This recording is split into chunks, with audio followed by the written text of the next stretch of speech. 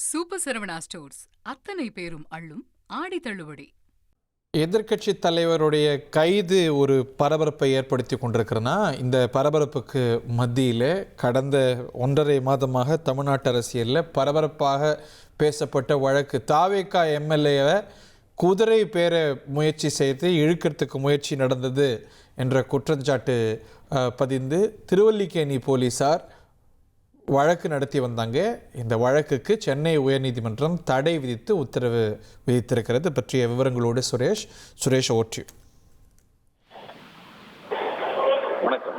Uthangarai தாய்க்கா MLA இளையாஜாட குதிரைகத்தில் ஈடுபட்டதாக சொல்லி திருவள்ளிக்கேணி போலீசார் வழக்கு பதிவு செஞ்சு 4 பேரை அடித்திருக்காங்க. இந்த வழக்குல கைது செய்யப்பட்டு நேற்றைக்கு ஜாமீன் விடுதலையான சிவராஜ் மற்றும் கார்த்திக் ஆகிய 2 பேர் இந்த வழக்கு விசாரணை சிஐக்கு மாற்றணும் அப்படின்னு போயோட உயர்நீதிமன்றத்தில் அமர்த்தாக்கல் செஞ்சிருந்தாங்க. அந்த போல வழக்கு தொடர்பான புகாரிலோ முதல் தகவல் அறிக்கையிலோ பேர் இடம்பெறல.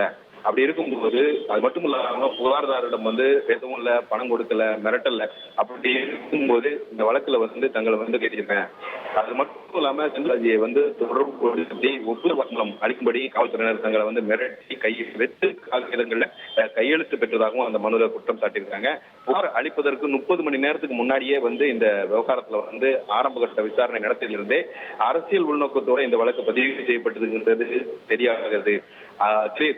அது மட்டும் இல்லாம அரசியல் ரீதியா வழி இருக்கிறதுக்காக இந்த வழக்கு தவறாக பயன்படுகிறது. மாநில போலீசார் மேல நம்பிக்கை இல்ல. ஆடியோ சுரேஷ், ஒரு தெளிவான இடத்துல இருந்து நீங்க தொடர்பு கொள்ள முயலுங்க. இப்போ சென்னை உயர்நீதிமன்றம் இடைக்கால தடை விதித்திருக்கிறது.